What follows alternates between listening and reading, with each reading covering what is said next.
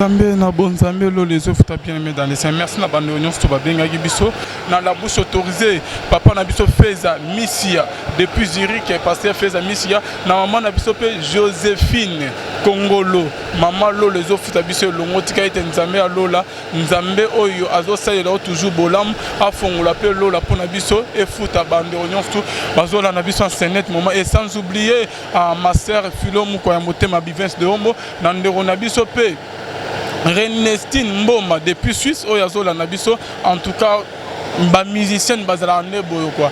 Depuis on est passé l'homme en bon terme. Shalom maman. Shalom. Tomoni maman Micheline Chabani aye awa tolinto ye ba maman tango zwa ki sango ya maman Sophie. Impression na wezani netant ki okiti pe musicien liboso nesiko. Impression ezaka bible le bitolela na ba baza kolela za maman na biso et que ndeko na biso akendaki tokokai jamais kotika ke mama akei ke tokomate de ka ko Nzambe action de grâce pour la volonté na. C'est quoi au moins message maro fort na famille batikali. Message nako pesa ka famille et je crois que ba demeurer na kat na amour na unité na pardon total. Pourquoi mon culture moto mota otika la lango. Tout le monde passera na bat malam.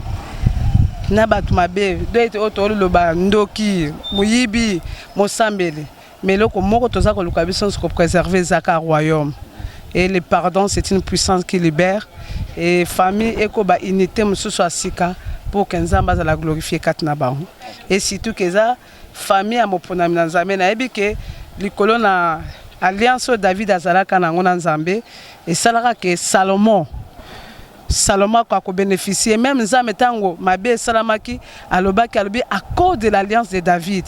Je préserve, je sais que le Dieu de Marie me semble peut préserver sa famille et sa fille et tout le reste de sa famille.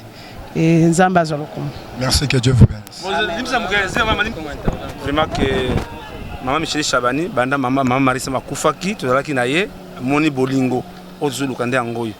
Vraiment, au nom de tous les artistes congolais, de remercier présence. Il y a des bossos. Autre monde, monsieur chrétienne, maman Nabiso Michel Chabani, en tout cas, maman, merci en tout cas. Merci, papa. Merci. Kolutu.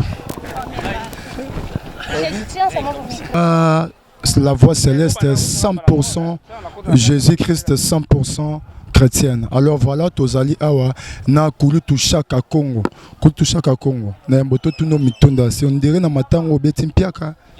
Non, biso to yaka pona bolingo. To pona mbongo te. Même on matanga papa wemba tana monaki buzoba. Tamba monaki mbongo, monaki na bina ko yate. Batakunda papa wemba batangi papa wemba te na biki na ko yate na yana ngate. Marie Misamo pona ngai azalaki mwana mwasi moko linga mingi. Elle me considérait même j'ai dit de bien j'ai dit fallait ministre ya famille Jean Rayamba biso to sonné j'ai dit mais tant que bisinga vendre zobela mais kutu ngana na mama essaie de soana ngama essaie bon le kuta boyko menzoka mama belaki samedi otika biso na kina mama ti to kundi mama mais eloko moko oyo ngai na makamana lobaka faut besoin au sérieux na stade Martin na lobaka ke Marie Misama na kata cercueil asana kanda bazu ba mona aventure. Ne monaki comment on a enterré Marie Misama na nini na désordre yango monike lelo mama tozaki na mama na Saint-Joseph ya kakao tozaki na mama Saint-Joseph même mukanda oyo obenga nani na ba mengo nini voilà ce qui boza ce qui fait peut-être si on a voilà to poussani président Arnaud